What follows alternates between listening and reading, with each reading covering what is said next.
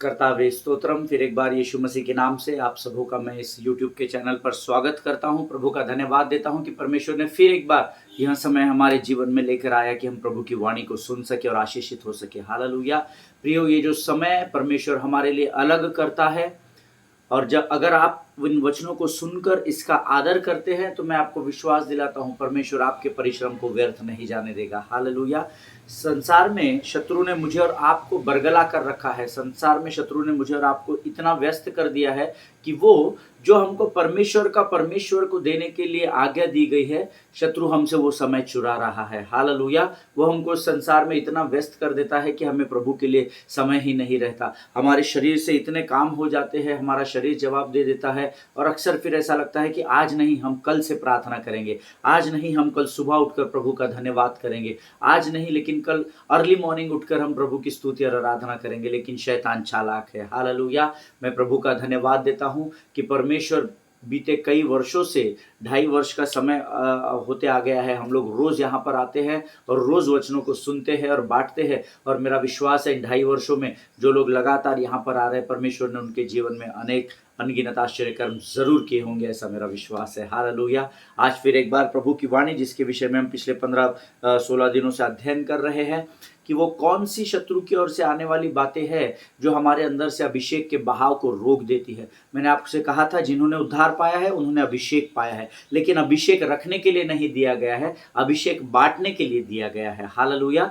क्योंकि जितना हम बांटते चले जाते हैं उतना वो बढ़ता चला जाता है। लेकिन शत्रु बहुत चालाक है, वो जानता है कि अगर हमारे अंदर से अभिषेक का बहाव होगा तो कई आत्माएं नरक से खाली होकर स्वर्ग में भरती चली जाएगी। इसलिए वो कुछ बातों को हमारे जीवन में लेकर आता है जिसके द्वारा हमारे अभिषेक का बहाव रुक जाता है। And we are learning about it, the things that stop the flow of anointing in your life. आमेन। आपके जीवन में या आपके जीवन से बहने वाले उस अभिषेक को रोकने वाली जो बातें हैं उसके विषय में हम लोग पिछले कुछ दिनों से सीख रहे हैं, और मेरा विश्वास है कि परमेश्वर जरूर उसके द्वारा आपको आशीषित कर रहा है। आमेन। आज उसी वचन में और कुछ, उसी विषय में और कुछ बातें हम सीखने जा रहे हैं। लेकिन इससे पहले मैं चाहता हूं हम लोग अपने अपने पवित्र शास्त्र निकाल ले और कुछ वचनों को पढ़कर प्रभु की महिमा करें। आज हमने पढ़ने के लिए जो वचन चुने हैं वो पाए जाते हैं भजन संहिता 150, उसके 1 से लेकर 6 वचनों को हम पढ़ेंगे। Psalms 150 verses 1, 2, 3, 4, 5 and 6 we are going to read it together. मेरा विश्वास है कि आपके पवित्र शास्त्र आपके पास में है। आइए हम सब मिलकर इन वचनों को पढ़कर प्रभु का गुणानुवाद करें। वचन कहता है, यहोवा की प्रशंसा करो, परमेश्वर के मंदिर में उसका गुणगान करो। उसकी जो शक्ति स्वर्ग में है उसके यशगीत गाओ। उन बड़े कामों के लिए परमेश्वर की प्रशंसा करो जिनको वह करता है। उसकी गरिमा समूची के लिए उसका गुणगान करो। तुरही फूंकते और नरसिंगे बजाते हुए उसकी स्तुति करो। उसका गुणगान वीणा और सारंगी बजाते हुए करो। परमेश्वर की स्तुति तंबूरों से और नृत्य से करो। उसका यश उन पर जो तार से बजाते हैं और बांसुरी बजाते हुए गाओ। तुम परमेश्वर का यश झंकारते झांझे बजाते हुए गाओ। उसकी प्रशंसा करो। हे जीवो, यहोवा की स्तुति करो, यहोवा की प्रशंसा करो। हालेलुया। अंग्रेजी में हम फिर एक बार पढ़ेंगे। अंग्रेजी में बहुत अच्छा लिखा हुआ है इस वर्जन में, NIV में। Praise the Lord, praise God in his sanctuary, praise him in his mighty heavens, praise him for his acts of power, praise him for his surpassing greatness. Praise him with the sounding of the trumpet. Praise him with the harp and lyre. Praise him with timbrel and dancing. Praise him with the strings and pipe. Praise him with the clash of cymbals. Praise him with resounding cymbals. Let everything that has breath praise the Lord. Praise the Lord. Hallelujah. ये परमेश्वर के वचन हैं। यहाँ लगातार इन 6 वचनों में हम सबों को परमेश्वर की प्रशंसा और स्तुति करने की आज्ञा दी गई है। हालेलुया।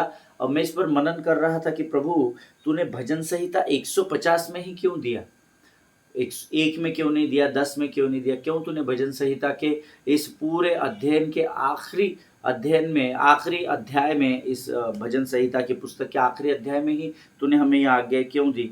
क्योंकि तब परमेश्वर की आत्मा ने मुझसे कहा कि मैंने इसके पहले जितने भी भजन लिखे उसमें हर बार कहीं ना कहीं आज्ञा दी है, लेकिन कई कलीसिया संसार और शरीर की अभिलाषाओं में उन बातों को भूल जाती है। इसीलिए मैंने उनको ये पूरे भजन संहिता 149 अध्याय जो है, उसका जो सार है, उसका जो कंक्लूजन है, वो पूरा का पूरा कंक्लूजन निकाल कर मैंने 150 में लिख कर दिया है। इसका सिंपल अर्थ है कि परमेश्वर चाहता है कि हम हर परिस्थिति में, हर कठिन और अच्छे और बुरे दिनों में, हर जीवन के क्षण में और पल में परमेश्वर की स्तुति और प्रशंसा करते रहे। हालेलुया।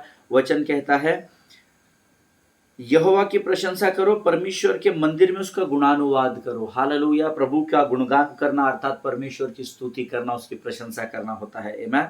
उसकी जो शक्ति है स्वर्ग में है, उसके यश गीत गाओ। जो सर्वशक्तिमान परमेश्वर स्वर्ग में विराजमान है, उसके शक्ति का गुणानुवाद, उसके शक्ति का प्रगटीकरण हमको पृथ्वी पर करने की आज्ञा दी गई है। वो हम कैसा करेंगे? नाचते हुए, कूदते हुए, अपने जीवन की गवाहियों को बांटते हुए हम परमेश्वर की शक्ति का प्रगटीकरण पृथ्वी पर करते हैं। हालेलुया। उन बड़े कामों के लिए परमेश्वर की प्रशंसा करो जिनको वह करता है। हालेलुया।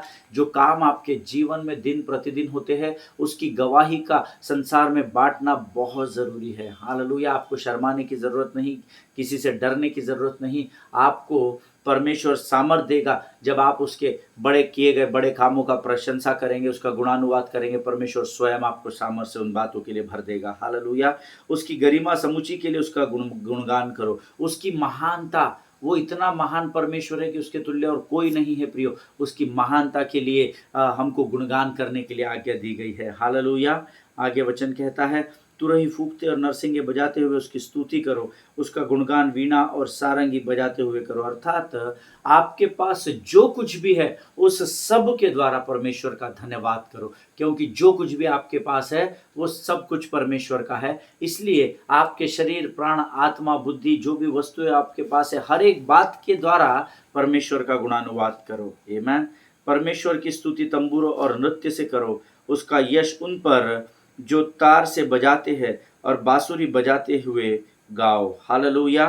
वचन कहता है, परमेश्वर की स्तुति तंबू और नृत्य से करो। इसका अर्थ क्या है? तंबू और नृत्य से अर्थात आपके शरीर के हाव भाव के द्वारा, आपके शरीर के आउटर एक्सप्रेशंस के द्वारा, पोस्चर्स के द्वारा आप परमेश्वर का धन्यवाद करो। हम हाथों को उठाते हैं, सिरों को झुकाते हैं, कई बार हम घुटनों पर आते हैं, ताली बजाते हुए, नाचते हुए, कूदते हुए, सीटी बजाते हुए हम प्रभु का धन्यवाद करते हैं। परमेश्वर चाहता है कि हम ऐसे ही उसकी आराधना करें, क्योंकि ऐसे ही आराधना से वो प्रसन्न होता है। हालेलुया। आमीन। आगे वचन कहता है, तुम परमेश्वर का यश झंकारते, झांझ बजाते हुए गाओ, उसकी प्रशंसा करो। हालेलुया। परमेश्वर के यश के गीत को गाने की आज्ञा आपको और मुझे दी गई है। हालेलुया। वचन कहता है, तुम परमेश्वर के गीतों को गाओ, उसे झंकारते हुए गाओ। अर्थात जो गीत परमेश्वर आपको देता है, उसको आत्मा और सच्चाई से गाओ। कलीसिया आराधना कर रही है, इसलिए आप आराधना करना बंद करें। आप आराधना इसलिए करें क्योंकि आप परमेश्वर से प्रेम करते और वो उस आराधना की योग्य परमेश्वर है। हालेलुया। हे जीवो, यहोवा की स्तुति करो, यहोवा की प्रशंसा करो। अंग्रेजी में वचन बहुत अच्छा लिखा है, let everything that has breath praise the Lord. जिसमें श्वास है वो सब प्राणी यहोवा की स्तुति और धन्यवाद करे।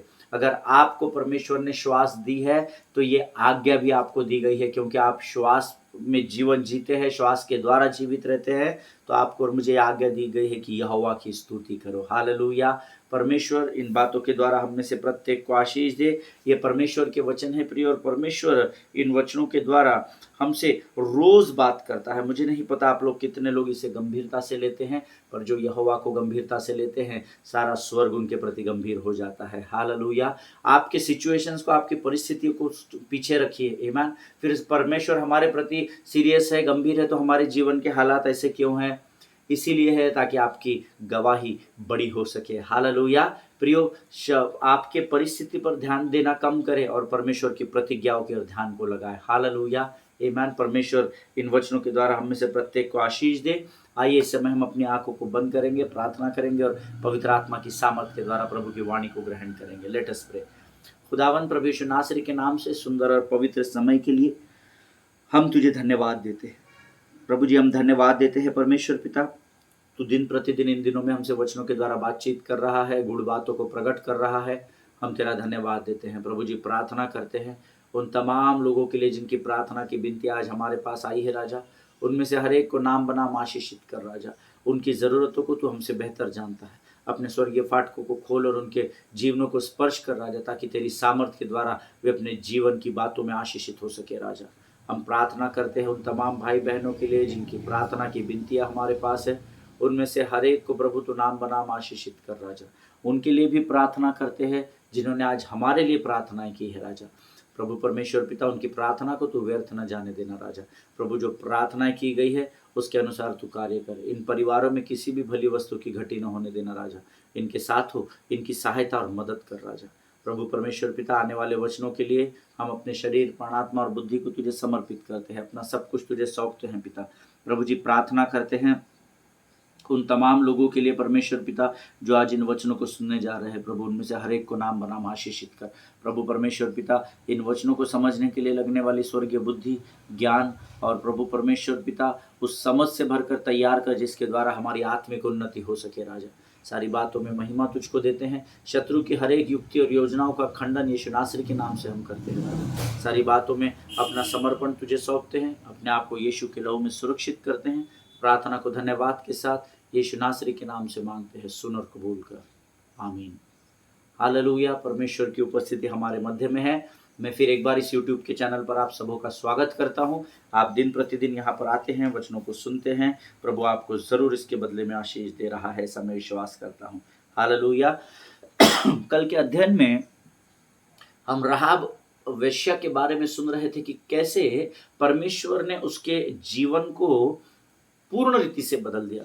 ना केवल परमेश्वर ने उसको उस वेश्यावृत्ति से आज़ादी दिलाई, उस बंधन से आज़ाद किया, लेकिन वचन, इतिहास इस बात का गवाह है कि ये राहाब वेश्या के वंशावली से होकर ही यीशु मसीह का जन्म हुआ। हालेलुया, आमीन। प्रियो, ये बहुत अद्भुत बात है। ऐसा राहाब के साथ क्यों हुआ आप जानते हैं? क्योंकि राहाब भले ही एक वेश्या थी, शहर के बाहर रहती थी, शहर के लोगों से, शहर की परंपराओं से, रूढ़ियों से उसका कोई लेना देना नहीं था, लेकिन उसने परमेश्वर यहोवा के चिन्ह और चमत्कारों को सुना था। आमीन। उसने परमेश्वर के किए गए अद्भुत कामों के विषय में लोगों के द्वारा सुना था और उसने उन सारी स्टोरीज को अपने स्मरण शक्ति में, सारे बातों का कलेक्शन कर लिया था जो यहोशू की किताब में पहले अध्याय के 8वें वचन में लिखा है कि व्यवस्था की पुस्तक तेरे चित्त से न उतरने पाए। अब उसके पास उस समय व्यवस्था तो नहीं थी, लेकिन उसने परमेश्वर के किए गए महाआश्चर्य कर्मों को सुन रखा था और उसे स्मरण करके रखा था। हालेलुया। और जब वो दो भेदिए जो यरीहो का भेद लेने के लिए यहोशू के द्वारा जब यरीहो में भेजे गए, तब उन दोनों को जब राजा के सैनिक मारने और ढूंढने निकले, तो इस राहाब वेश्या ने अपने छत के ऊपरी कोठरी पर इनको छुपा कर रखा, सुरक्षित रखा और उनसे ये भी कहा कि मैं विश्वास करती हूँ कि तुम्हारा परमेश्वर जरूर इस शहर पर, इस देश पर विजय को प्राप्त करेगा। आमीन। क्यों? क्योंकि उसने यहोवा के स्टोरीज को कलेक्ट करके रखा था। आज बहुत जरूरी है कि व्यवस्था की पुस्तक मेरे और आपके चित्त को में उतारना है। हालेलुया। क्योंकि जब परमेश्वर की वाणी हमारे मनों में रहती है तो परमेश्वर की वाणी ही हमारे मन पर विजय को पाती है। हालेलुया। अगर आपका दिमाग खाली रहेगा, अगर आपके विचार शून्य रहेंगे, तो किसी ने कहा है खाली दिमाग शैतान का घर बन जाता है। हालेलुया। और शत्रु सारे कमजोर विचारों को आपके जीवन में डालकर आपको नकारात्मकता के अर्थात अंधकार के अर्थात मृत्यु की ओर लेकर बढ़ता है। हालेलुया। लेकिन राहाब भले ही एक प्रोस्टिट्यूट थी, लेकिन उसके मन में परमेश्वर के किए गए कार्यों का स्मरण था। और वचन कहता है जब ये दो लोग भेदिए आए, उसको उन्होंने ना केवल उसने अपने घर में छिपा कर रखा, परंतु उनको पिछली खिड़की से उन्हें आजादी के साथ बाहर उतार कर सुरक्षित अपने घर से बाहर भी कर दिया। हालेलुया, आमीन। प्रियो, वचन कहता है परमेश्वर ने उसके इस कार्य को स्मरण रखा, क्योंकि उसे कहा गया था उन दो भेदियों द्वारा, जिस खिड़की से तूने हमको उतारा है उस खिड़की पर लाल रंग के सूत की डोरी बांध देना, ताकि जब हम इस शहर पर चढ़ाई करें तो हमें उस डोरी अगर हमको दिखाई देगी तो हम तेरे और तेरे परिवार को बख्श देंगे। आमीन। और परमेश्वर ने उस स्त्री के किए गए उस काम को स्मरण रखा और परमेश्वर ने उसके पूरे परिवार को ना केवल बचाया, परंतु ना राहाब को केवल उस प्रोस्टिट्यूशन से आज़ादी दी, परंतु वचन कहता है आने वाले समय में बड़े अद्भुत रीति से उसको उस वंशावली के साथ जोड़ा गया जिससे यीशु मसीह का जन्म हुआ। हालेलुया, आमीन। और इसका मैंने कल आपको वचन के द्वारा मैंने आपको कल वो बातें बताई थी। कुछ लोगों के कल मुझे प्रश्न आए थे, उनको शायद पता नहीं शायद क्या कन्फ्यूजन हो गया। कुछ लोगों ने मुझे कहा कि भला यीशु मसीह एक वेश्या के जीवन से, वंशावली से कैसे आ सकता है। मैंने बोला मुझे नहीं पता पास्टर साहब, वो आया है, ये वचन प्रमाणित करता है, मुझे क्या पता कैसे आ सकता है। हालेलुया। मैंने आपको इतिहास पढ़कर बताया जो पवित्र शास्त्र में लिखा है, किसी परमेश्वर के सेवक के द्वारा नहीं लिखा है, किसी ऑथर के द्वारा नहीं लिखा है, ये स्वयं पवित्र आत्मा की प्रेरणा के द्वारा रचा गया पवित्र शास्त्र है। हालेलुया। मैं चाहता हूं फिर से एक बार हम उस वचन को निकाले। शायद मुझे ऐसा लगा उन लोगों ने वचन पढ़ा नहीं या सुना नहीं ध्यान से। मत्ती रचित सुसमाचार उसका पहला अध्याय जहां यीशु की पूरी वंशावली लिखी है, उसका 5वां अध्याय उसका 6वां वचन, हम 5 और 6 वचन हम पढ़ेंगे। Gospel of Matthew chapter 1 verses 5 and 6। ये जो राहाब वेश्या थी ना प्रियो, ये जब उस प्रोस्टिट्यूशन से छूटी उसके बाद इसकी शादी की गई और जिससे शादी हुई उसका नाम इसमें लिखा हुआ है। हालेलुया। मत्ती की किताब उसका पहला अध्याय उसका 5वां 6वां वचन। सलमोन और राहाब से बोअज उत्पन्न हुआ, बोअज और रुत से ओबेद उत्पन्न हुआ, और ओबेद से यीशे उत्पन्न हुआ, और यीशे से दाऊद उत्पन्न हुआ। अब आपने इतना ही पढ़ा उस दिन मेरे साथ, लेकिन अगर आप इसके आगे की पूरी वंशावली पढ़ेंगे तो जिन्होंने मुझे प्रश्न किए हैं शायद आपके प्रश्न का उत्तर आपको मिल जाएगा। हालेलुया। देखिए, ओबेद से यीशे उत्पन्न हुआ और हम सब जानते हैं यीशे से दाऊद उत्पन्न हुआ। आमीन। और वो जो अंधा बर्तमाई था वो यीशु मसीह को पुकार पुकार कर कहता है, हे दाऊद की संतान, हे दाऊद की संतान, मुझ पर दया कर। हालेलुया। हम सब जानते हैं वो चिल्लाकर पुकार कर यीशु को पुकार रहा था। हालेलुया। हे दाऊद की संतान, मुझ पर दया कर। आमीन। ये वचन अगर आप 6 से आगे पढ़ेंगे, पूरी वंशावली पढ़ेंगे, तो जिन्होंने प्रश्न किए ना उनके प्रश्नों का उत्तर परमेश्वर उस वचन से जरूर देगा, ऐसा मेरा विश्वास है। हालेलुया। ये पूरी यीशु मसीह की वंशावली है कि कैसे यीशु किस वंश से इस पृथ्वी पर आया। हालेलुया। प्रियो, मैंने आपको कल बताया था, जब आप अपने आप को परमेश्वर के चिन्ह चमत्कार और वचनों से भरते चले जाते हैं तो अपने आप उन चिन्ह चमत्कारों को अपनी ओर अट्रैक्ट करते चले जाते हैं।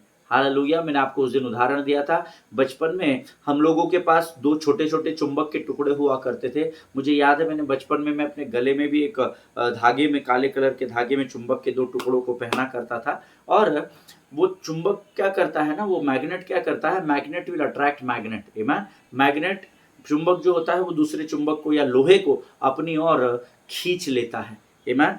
जब आप परमेश्वर की जो बातें आपके स्मरण में रहेगी ना, जो चिन्ह और चमत्कार आपके स्मरण में रहेंगे, जो परमेश्वर के वचन आपके स्मरण में रहेंगे, तो वचन ही वचन को, चमत्कार को आपकी ओर खींचते चले जाएंगे। हालेलुया। आप जानते हैं कि हम लोग क्यों आशीषों से वंचित है, क्योंकि हमें वचन का ज्ञान ही नहीं है। हमने पिछले दिनों में यिशै 4:6 में होशे की पुस्तक उसका 4वां अध्याय उसके 6वें वचन में देखा था, मेरे वचन का ज्ञान न होने से प्रजा नष्ट हो रही है, तुमने मेरे वचन को तुच्छ जाना है। हालेलुया। हमको ज्ञान ही नहीं है। हमको ऐसा लगता है हम संडे को चर्च जाते हैं तो हम परमेश्वर पर, पासबान पर, वर्शिप टीम पर हम एहसान कर देते हैं हम चर्च में जाकर।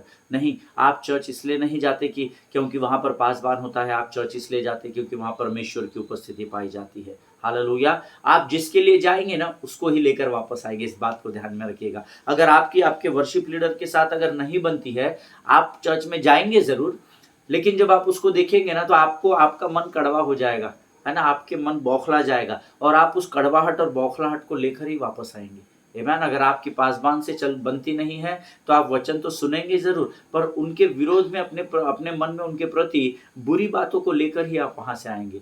लेकिन अगर आप परमेश्वर के लिए जाएंगे, परमेश्वर के वचन की ओर ध्यान लगाएंगे, तो आप वचनों को लेकर ही वापस आएंगे। हालेलुया। और जब वचन, चिन्ह, चमत्कार, भलाई की बातें, करुणा की बातें जब आपके यहाँ पर रहेगी तो वही बातें एक चुंबक के नाई आपके और अट्रैक्ट होती चली जाएगी। हालेलुया। आमीन। मैंने आपसे कहा था अगर आप गॉसिप करने में व्यस्त रहेंगे, इसकी उसकी नुक्ताचीनी करने में व्यस्त रहेंगे, अपने समय को यूं ही व्यर्थ गवाएंगे, तो आप अपने लाइफ में वहां के वहीं रह जाएंगे। आप बढ़ नहीं पाएंगे। आमीन। लेकिन अगर आप अपने जीवन में बढ़ना चाहते हैं तो परमेश्वर के वचन का आदर करें। आप जानते हैं कि हम किस विषय पर सीख रहे हैं? मैंने आपको बताया था, if you honour anointing in others it will increase in you. Hallelujah. जो वर्शिप लीडर आपके सामने खड़ा है उसकी बुरी बातों को उसको मुबारक करो, जो अच्छी है उसके अंदर के उस अभिषेक का आदर करना सीखो। हालेलुया। जब आप दूसरों के अंदर का अभिषेक का आदर करेंगे तो आपके अंदर के अभिषेक को परमेश्वर बढ़ाता चला जाएगा। हालेलुया। हमारे जीवन में आशीषों का बहाव या अभिषेक का बहाव इसलिए रुक जाता है क्योंकि हम दूसरों के जीवन के ऊपर के अभिषेक का आदर नहीं करते हैं। हम उनको तुच्छ जानते हैं, हम उनका अनादर करते हैं, इसीलिए हमारे अंदर के अभिषेक के बहाव भी कई बार बहना शत्रु रोक देता है और उसके लिए हम स्वयं कारण होते हैं। आमीन। क्यों? क्योंकि हम दूसरों के जीवन के ऊपर के रखे हुए अभिषेक का आदर करना नहीं जानते हैं। आप दूसरों के जीवन के ऊपर के अभिषेक का आदर करें और परख कर देखें कि यहोवा कैसा भला परमेश्वर है। हालेलुया। आमीन। प्रियो, मैंने आपको कल बहुत सारी बातें बताई थी इस विषय में और आज मैं आपको आखिरी और अंतिम बात बताना चाहता हूं जिसके विषय में मैं आपसे बातचीत करना चाहता हूं। जो चौथी बात मैंने आपको बताई, अगर आप दूसरों के अंदर के अभिषेक का आदर करोगे तो परमेश्वर आपके अंदर के अभिषेक का बहाव करेगा। आमीन। क्योंकि जब आप दूसरों के प्रति कड़वाहट या बैर रखते हैं तो आप शत्रु के लिए द्वार खोल देते हैं कि वो आपके अंदर से बहने वाले अभिषेक को रोक सके।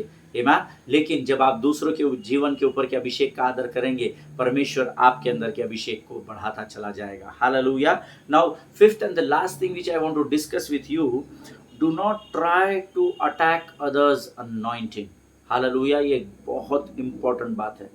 Do not try to attack others anointing. Amen. दूसरों के अभिषेक पर वार न करे, आक्रमण न करे, दूसरों के अभिषेक को खींचने की कोशिश न करे। अगर कोई और व्यक्ति अभिषेक में बहकर आराधना कर रहा है तो उसको वहां से नीचे खींच कर लाने का और खुद को वहां पर खड़ा करने का प्रयत्न कभी भी न करे, unless and until it is God's will, जब तक कि ये प्रभु की इच्छा ना हो। आमीन। जब तक कि प्रभु इसके लिए आपको अगुवाई न करे, क्योंकि जब प्रभु अगुवाई करेगा ना तो प्रभु आपको ये करने की अनुमति ही नहीं देगा। परमेश्वर बराबर से आपको स्थान पर लेकर जाएगा। हालेलुया। लेकिन अगर किसी व्यक्ति के ऊपर अभिषेक है जिसके लिए वो स्थान चुना गया है, उसको जबरदस्ती से उस पर अटैक करके वहां से उसको उतारने की कोशिश ना करे, नहीं तो आपके अंदर के आपके जीवन के अंदर से बहने वाला अभिषेक रुक जाएगा। हालेलुया। देखिए, शाऊल राजा ने दाऊद के अभिषेक के ऊपर आक्रमण करने की कोशिश की है ना। हम सब इस बात को जानते हैं। King Saul tried to attack on David's anointing, है ना, दाऊद के अभिषेक पर वार करने की कोशिश की and it never landed on his life, है ना। ये कब, लेकिन ये संभव नहीं हो पाया क्योंकि परमेश्वर की इच्छा अलग थी। आप प्रभु की इच्छा को पूर्ण करने की कोशिश करें, ना कि अपनी इच्छा को। परमेश्वर की इच्छा नहीं थी कि शाऊल दाऊद के ऊपर अटैक करे, उसके अभिषेक के ऊपर। लेकिन दाऊद ने शाऊल ने अपनी बुद्धि, अपने ज्ञान, अपने कड़वाहट के द्वारा, अपने कुड़कुड़ाहट के द्वारा, अपने बैर के द्वारा दाऊद के अभिषेक पर अटैक करने की कोशिश की, लेकिन वचन कहता है कुछ भी फायदा नहीं हुआ। हालेलुया। बट देखिए, David never tried to attack on Saul's anointing. आमीन। दाऊद ने कभी भी शाऊल राजा के ऊपर जो अभिषेक था उस पर कभी भी अटैक करने की कोशिश नहीं की। Hallelujah. And it remained on his life. और आप जानते हैं, शाऊल ने दाऊद के ऊपर अटैक करने की कोशिश की तो शाऊल का अभिषेक खत्म हो गया, लेकिन दाऊद ने कभी भी शाऊल के अभिषेक के ऊपर अटैक करने की कोशिश नहीं की, जबकि उसको कई बार मौके मिले। लेकिन दाऊद ने हमेशा शाऊल के ऊपर के अभिषेक का आदर किया और वचन कहता है दाऊद का अभिषेक दाऊद के जीवन में बना रहा और बढ़ता चला गया। हालेलुया। इस बात की गहराई को समझिए, जब आप दूसरों के जीवन के ऊपर के अभिषेक पर अटैक करते हैं तो आपका अभिषेक का बहाव खत्म हो जाता है, समाप्त हो जाता है, जैसे शाऊल के ऊपर का हो गया। आमीन। दोनों के ऊपर अभिषेक था, लेकिन शाऊल ने दाऊद के अभिषेक पर जब अटैक करने की कोशिश की तो शाऊल का जीवन का अंत समय हम जानते हैं बहुत भयंकर हुआ। आमीन। लेकिन दाऊद ने मौके कई बार मिलने के बाद भी कभी भी शाऊल के अभिषेक पर अटैक नहीं किया, कभी भी उसको नीचा खींचने की कोशिश नहीं की, कभी भी उसको उसके स्थान से हटाने की कोशिश नहीं की, और दाऊद का अभिषेक बना रहा और दिन प्रतिदिन बढ़ता चला गया। हालेलुया। जिनके सुनने के कान हो वो सुन ले कि परमेश्वर का आत्मा क्या कहना चाहता है। कई बार परमेश्वर आपके चारों ओर अभिषेक से भरे हुए सेवकों को रखेगा। लेकिन हो सकता है शायद वो आपको चिढ़ दिलाने वाले हो सकते हैं, शायद आपकी उनसे बनती नहीं होगी, आपको उनसे चिड़चिड़ाहट होती होगी। सब आपके चारों ओर अभिषेक वाले लोग होंगे, ऐसा मेरा विश्वास है। आमीन। लेकिन उनमें से कुछ लोग हैं जिनसे शायद आपकी बनती नहीं होगी। उनके ऊपर अभिषेक तो है, क्योंकि मैंने आपको बताया है कि जिसने उद्धार पाया है उसने अभिषेक पाया है। आमीन। सो आपके चारों ओर शायद होंगे बहुत अभिषेक से भरे हुए लोग, लेकिन शायद आपकी किसी से बनती नहीं होगी। आपके आपके चिढ़ दिलाने वाले वो लोग हो सकते हैं। आमीन। वो आपको अनॉय कर सकते हैं, है ना, आपको आपको दुखी करने वाले हो सकते हैं। अभिषेक तो उनके ऊपर है, लेकिन शायद आपको दुखी करने वाले हो सकते हैं। क्या आप कभी ऐसे अभिषेक से भरे हुए लेकिन बहुत चिढ़ने वाले लोगों से मिले हैं क्या?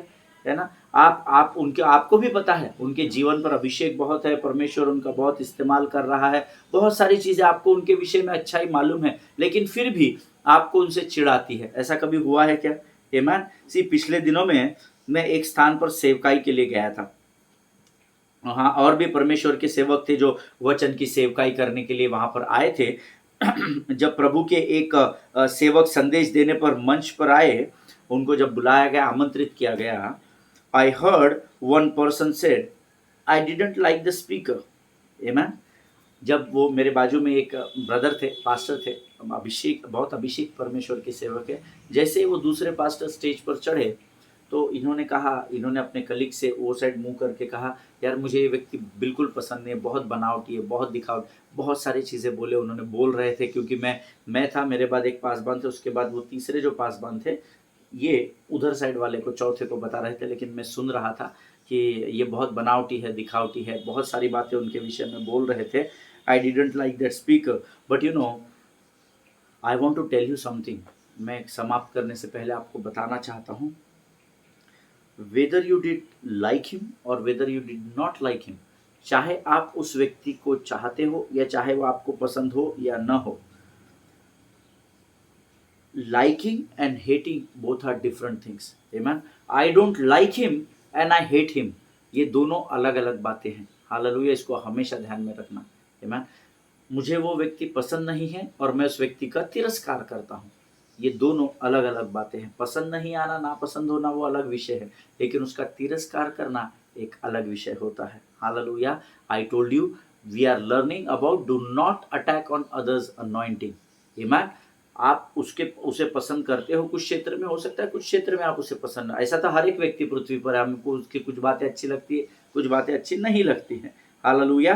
क्योंकि उस सेवक का, हो सकता है उस सेवक का कपड़े पहनने का तरीका, परमेश्वर के एक सेवक है, परमेश्वर बॉम्बे में उनकी बहुत बड़ी सेवकाई है, वो गॉगल्स पहनकर, चेन्स लग पहनकर, हैट वगैरह पहनकर सेवकाई करते हैं। रात को 10 बजे भी वो गॉगल पहनकर सेवकाई करते हैं। वो उनका उनका हो सकता है आपको उसकी स्टाइल शायद अच्छी नहीं लगी, या कई बार होता है कि कई बहनें होती है जो स्टेज पर दुपट्टा सर पर नहीं लेते हैं, तो लोग उनको जजमेंट करते हैं, उनका न्याय करते हैं। पहली बात, आपको ये अधिकार दिया गया है क्या?